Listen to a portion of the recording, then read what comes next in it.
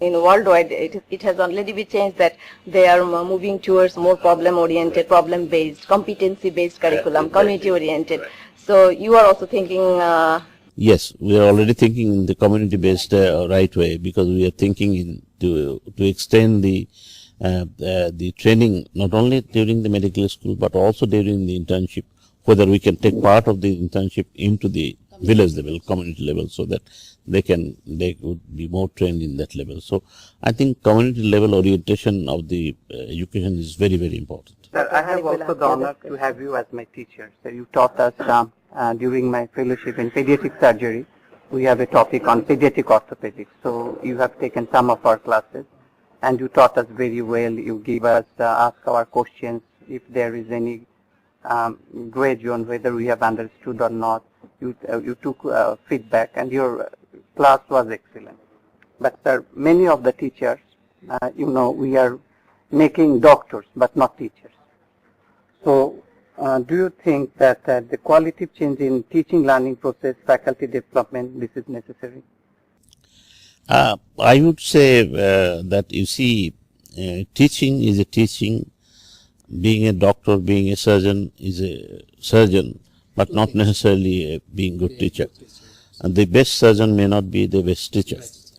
So that development of faculty, of teaching faculty, of producing teacher, like the medical students, they have got to go to the community and find out what they are going to do. Here we have got to get the teachers to know how the students can learn. What is their problem? Whether they can interact with the teachers. Are they afraid of the teachers and run away?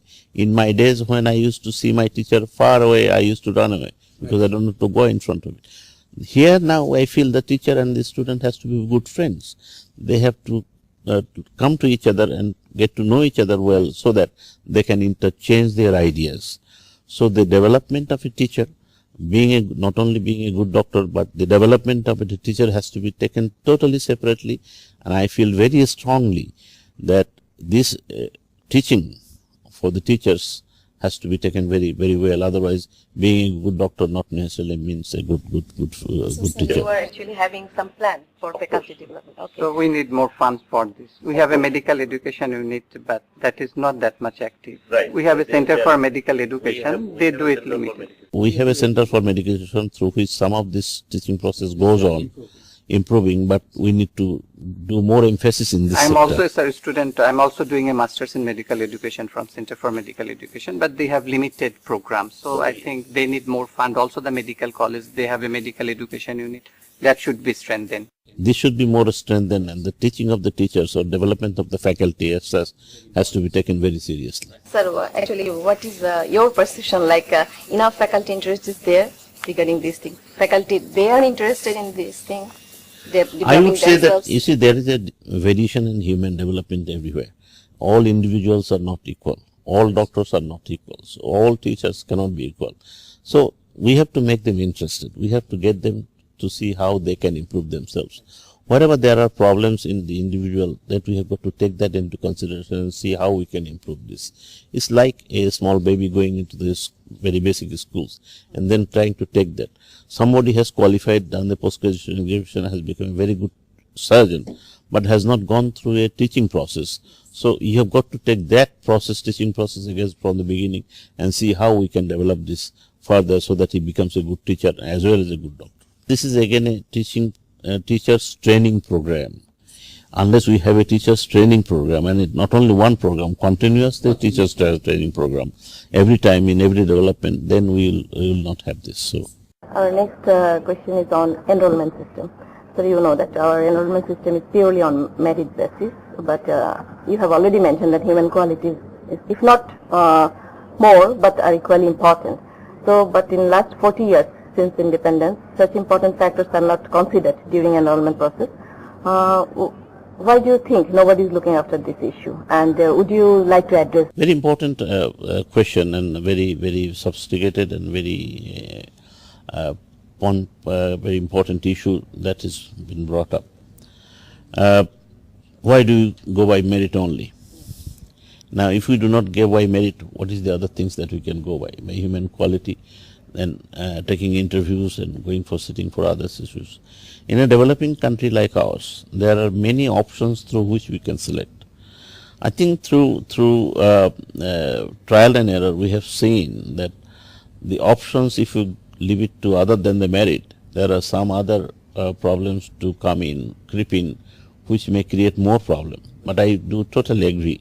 Even if we have selected by merit, that aptitude test for that gentleman, for that young fellow, should be still taken in, whether does he really want to become a doctor.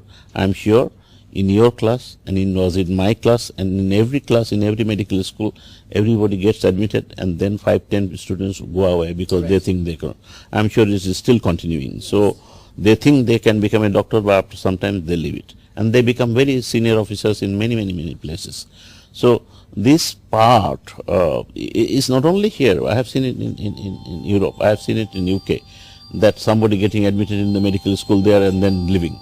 Our foreign secretary, he studied in Dhaka Medical College for 2 years. Right. Then he left, and now he is foreign secretary. So it is all over the country, not only in Bangladesh. I have seen it in many countries, that students to get in with all aptitude tests, everything. Then they want to come into the medical school, and then they find they are not really suitable. They want to move away. I don't think there is anything wrong, but I am sure if we could select, and if there is any better process of aptitude test and the social circumstances, etc., things will improve. Sir, our next question will be on how we can keep the doctors in rural areas or outreach areas. So it's a big issue. So nation-wise, it is actually it's an international issue. It's not only a national issue. You see, in any country you go, people don't want to go into the rural area. They would like to have the best facility, best house, best car, best road. I think this is unfortunately in a developing country like ours, we have not been able to address this issue very well. I do fully realize that if somebody can stay in Dhaka city, why they should go into the most distant part. So we must look into that. We must see that the fellow who have been working in the most distant part must be rewarded in some way. I don't mean on money only, but there are other rewards that can be given. This is an issue that we have been thinking very seriously. Just 2 days ago we have been having a meeting, and we have sort of instructed the people who are getting enrolled right now. Some few hundred people have been enrolled here. They will be coming into the jobs. So what I have told my staff, that people who have been in the most remotest part, move them up in the cities and get these people go to the remotest part, so that the fellow who was working in the remotest part knows that he has not been forgotten. Right. So that is one way of remuneration. Then we can do many kinds of remuneration, not only for money but also for post-graduation, but also for training, career training, and etc. So it has been very difficult all over the world to keep the doctors in the rural area, and more so in a country like ours. We have been trying to address this issue very seriously. We are trying to motivate the doctors, and that is, as I said before, one of the problems, that they have not been motivated during their study period, that they need to go to the village, they need to... actually their roles in motivating them from the very beginning. Okay. So that's some of these things, if we can improve, I'm sure the things will improve in future.